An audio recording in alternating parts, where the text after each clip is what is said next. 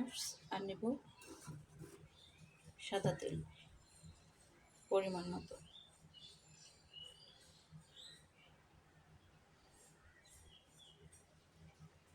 একটু বেশি পরিমাণে নিলাম ছোট মাছে।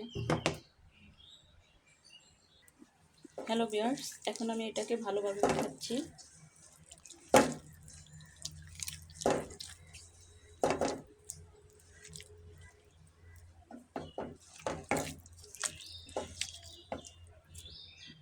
আমার মাখানো শেষ, এখন আমি পানি দিয়ে দিব। হ্যালো বিয়ার্স, আমার ভুল হয়ে গেছে। পানির আগে আমি মাছটা ছেড়ে দেব এই তেলের মধ্যে। আমার পরিষ্কার করা মাছ এটা আমি দিয়ে দিলাম। এটাকে আমি ভালোভাবে মাখিয়ে নিব।